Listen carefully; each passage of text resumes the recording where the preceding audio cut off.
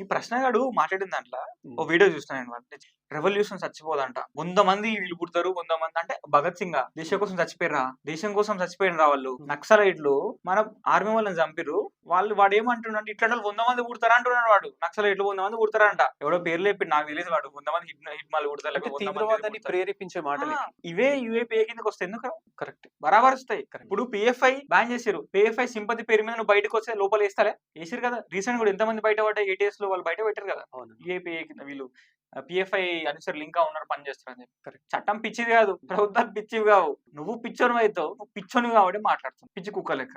విలువలు లేవు అన్న వీళ్ళకి, జర్నలిజం విలువలు లేవు, మనిషి పైన విలువలు ఉండవు.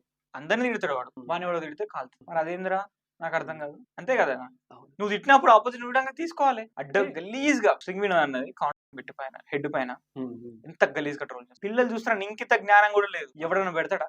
అవి సపోర్ట్ చేస్తూ మాట్లాడే తులసక్క కుండాల కొంచెం అన్నా లేడీస్ అని చూడకుండా పెడతాను. ఇన్ని చేస్తున్నప్పుడు నేను సంఘ విద్రోహ శక్తి అనకపోతే ఇంకేమంటారు. వినోదాన్ని ఎందుకు టార్గెట్ చేశాడు అనేది ఒకసారి మనం ఆలోచించాలి. చాలా క్లియర్. వినోదన్న యాంటీ సిఏఏ ప్రొటెస్ట్ లు, Delhi rights, Bengaluru rights, Godhra rights, ఇన్ని రకాలుగా దేశాన్ని విచ్ఛిన్నం చేద్దామని చెప్పి గ్రేటర్ థన్బర్గ్ టూల్ కిట్, ఇవన్నీ ఎకో సిస్టమ్ మొత్తాన్ని ఒక రకంగా షేక్ చేసిండు. మొత్తం బట్టలిపి ముంగల పెట్టిండు. ఏం జరిగింది, ఎవరు ఏం చేశారు ఇది చేసినందుకు మింగుడు వల్లే. పడక టార్గెట్ చేయాలనుకురు, అదృష్టమో దురదృష్టమో అన్న చేసిన పని ఎంత గొప్పగా ఉన్నా కూడా చాలా బ్యాడ్ అయింది. అందరం బాధపడ్డాం, ఇబ్బంది పడ్డాం. ఎందుకంటే అట్లాంటి వాయిస్ ఈ రోజుకి రాలే, అట్లా ఎక్స్పోజ్ చేసే వాళ్ళు లేరు. అట్లాంటి సందర్భం దొరికిడు, ఈయన ఏదైనా నెగిటివ్ చేయాలి, పేరు మొత్తం డిఫేమ్ చేయాలి, డిఫేమ్ చేసి ఇంకోటి చేద్దామని చెప్పి ఉద్దేశంతో వాంటెడ్ చేసి. ఎందుకంటే ఆయన ఛానల్ నవ్వు చేస్తుంటే కొట్టేటోడు గట్టిగా, కంటెంట్ తోటి 100% గట్టిగా ఇచ్చేటోడు. ఎట్లా రాడ్ ఉంటుండే లేదు, సో మాట్లాడలేడు. సో అప్పుడు నువ్వు ఉన్నావు కదా, అప్పుడు ఎందుకు మాట్లాడలేను, ఈ రోజు మాట్లాడుతున్నావా.